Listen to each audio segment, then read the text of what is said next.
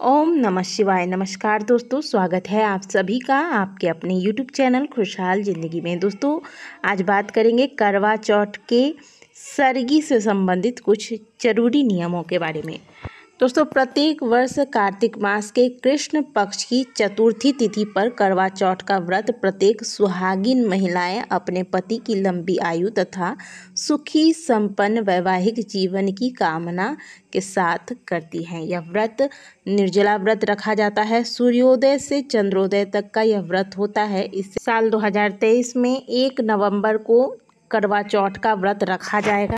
यह व्रत सूर्योदय से लेकर चंद्रोदय के बीच का होता है। सूर्योदय से पहले महिलाएं सरगी लेती हैं, इसके बाद निर्जला व्रत आरंभ हो जाता है और फिर शाम को महिलाएं 16 श्रृंगार करके, बिल्कुल जिस प्रकार से विवाह में महिलाएं तैयार होती हैं उसी प्रकार से 16 श्रृंगार करके गौरी गणेश तथा करवा माता की पूजा करने के पश्चात चंद्रोदय का इंतजार करती हैं।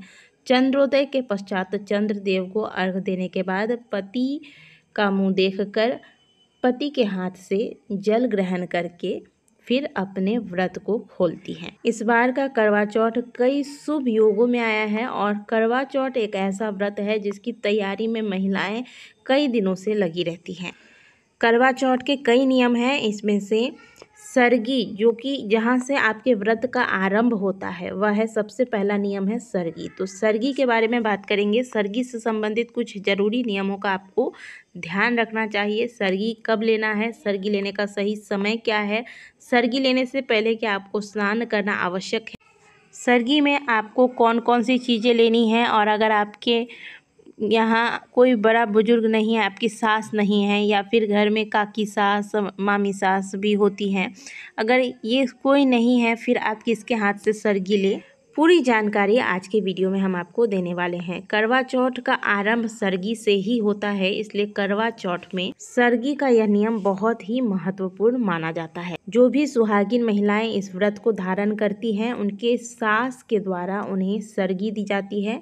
सरगी की थाली में सास अगर चाहे तो खुद से बनाकर पकवान, सेवइयाँ, पूरियाँ, मीठी पूरी, मिठाई वगैरह शामिल कर सकती है सरगी की थाली में। और अगर चाहें तो आप बाहर से भी फल, मिठाई, ड्राई फ्रूट वगैरह मंगाकर सरगी में शामिल कर सकते हैं, क्योंकि इस व्रत में काफ़ी सारी तैयारियां करनी होती है। सूर्योदय से चंद्रोदय तक का आपका निर्जला व्रत होता है, इसीलिए सरगी लेने का विधान बनाया गया है ताकि आप सरगी लेने के पश्चात दिन भर अपने आप को ऊर्जावान महसूस करें और पूजा की तैयारियां अच्छे से कर पाएँ, पूजा आपका अच्छे से पूर्ण हो। सरगी के रस्म के द्वारा सास अपनी बहू को सदा सुहागन होने का आशीर्वाद देती है। सरगी की थाली में सास बहू के लिए 16 श्रृंगार की सामग्रियां शामिल करती है, और अगर 16 श्रृंगार की सारी चीज़ें ना भी दी जा सके तो ऐसे में जो माताएं अपनी बहू को सरगी दे रही हैं उसमें कम से कम चूड़ी, मेहंदी, बिंदी, सिंदूर, महावर, साथ में एक साड़ी, जो कि जिस साड़ी को पहनकर आपकी बहू करवा चौथ का व्रत रखेंगी, पूजन करेंगी, आप एक साड़ी अवश्य दीजिएगा और यह लाल रंग का हो तो सबसे अच्छा होगा। अब सरगी लेने का समय क्या है, देखिए, जब आपकी सास आपको सरगी देगी, इससे पहले स्नान करने का रिवाज है या नहीं ये आपको बता दें। ज़रूरी नहीं है, यहाँ पर कोई पूजा नहीं हो रहा है, इसीलिए आवश्यक नहीं है कि आप इसके लिए स्नान करें। आप चाहें तो मुँह हाथ धोकर अगर वस्त्र बदलना चाहें तो आप वस्त्र भी बदल सकते हैं, नहीं तो ऐसा कोई विधान नहीं है कि स्नान करना है या कुछ। जब आपको सास सरगी दे, आप अपने सर पर पल्लू रखें और सास के द्वारा सरगी लेने के बाद सास के चरण स्पर्श करके उनको प्रणाम करें। अब जिनकी सास नहीं है या फिर परिवार में जेठानी नहीं है, बड़ी ननद नहीं है जो आपको सरगी दे, तो ऐसे में आप अपने ही पैसे से सास का नाम लेकर आप कुछ सरगी अपने लिए खरीद कर फिर उससे आप सरगी का नियम कर सकती हैं। बात करें सरगी लेने के मुहूर्त के बारे में, तो करवा चौथ के दिन सूर्योदय से पहले ही सरगी ली जाती है, क्योंकि सूर्योदय से लेकर चंद्रोदय तक यह व्रत निर्जल रखा जाता है, इसीलिए सूर्योदय से पहले सर्गी लेने का विधान है।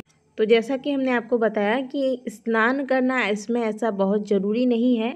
आप चाहे तो स्नान करें, नहीं तो केवल हाथ मुंह धोकर आप कपड़े बदल लें, स्वच्छ वस्त्र दूसरा वस्त्र धारण कर लें, क्योंकि यह भी एक नियम ही है व्रत का। तो आप स्वच्छ वस्त्र धारण करके इसके बाद सर्गी लें, प्रणाम करें सास को। शास्त्रों के अनुसार सर्गी लेने का सबसे सही समय होता है ब्रह्म मुहूर्त में। तो आप करीब, मैं आपको बता दूं कि 3:30 से 4:30 बजे तक का समय रखिए। अगर इसमें भी आपको थोड़ा लेट हो जाता है तो कम से कम 4:45 बजे तक आप सर्गी ले लीजिए। बात करते हैं उन लोगों की जिनकी मेडिसिन्स चल रही हैं। तो आपको अगर प्रेशर की दवाई लेनी पड़ रही है, आपको अगर शुगर की दवाइयाँ चल रही है आपकी, अगर आपको एसिडिटी की समस्या है, तो आप सर्गी लेने से पहले आप एसिडिटी की, ऐसे गैस वगैरह की दवाइयाँ अगर लेना चाहती हैं तो वो सारी चीज़ें आप ले सकती हैं। सर्गी में भूल से भी नमक वाला खाना आपको नहीं खाना है। सर्गी में केवल फल, मिठाई, सेवइयाँ, मीठी पूरी वगैरह ले सकते हैं। और अगर कोई दवाई जो कि आपको खाने के बाद लेनी होती है, तो सर्गी लेने के बाद आप दवाई ले लें। इसीलिए हमने आपको बताया कि आप कम से कम 4:30 बजे तक सर्गी दवाई वगैरह लेकर तैयार रहें। बहुत अगर लेट होता है तो 4:45 बजे तक आप सर्गी और दवाई, ये सारी चीज़ें लेकर एकदम अपने आप को तैयार रखें। आपका व्रत सर्गी लेने के बाद आरंभ हो जाता है। इसलिए इस बीच आप अगर सर्गी पहले ले लेते हैं तो आप चाहें तो 1-2 बार पानी और ले सकते हैं सूर्योदय होने से पहले, ताकि आप पूरे दिन एनर्जेटिक महसूस करें। आपको बार बार बता रही हूँ, जब तक सुबह का अंधेरा होता है थोड़ा सा भी उजाला नहीं होना चाहिए। इससे पहले आपको सर्गी और पानी वगैरह जो लेना है ले लेना है। इसके बाद ज़रा सा भी अगर उजाला आपको दिख जाता है, इसके बाद आपको सर्गी नहीं लेना है, पानी नहीं पीना है। तो आज के वीडियो में हमने आपको सर्गी से संबंधित जानकारी दी। सर्गी में क्या लेना है, सर्गी लेने से पहले आपको स्नान करना है या नहीं, वस्त्र धारण करने हैं नए या फिर आप रेगुलर के वस्त्र धारण कर सकते हैं, सांस नहीं है तो आपको क्या करना है, दवाइयाँ ले सकते हैं या नहीं। सर्गी से संबंधित सारी जानकारी आपको दी गई है इस वीडियो में। वीडियो को लाइक ज़रूर कीजिएगा, कमेंट बॉक्स में हर हर महादेव अवश्य।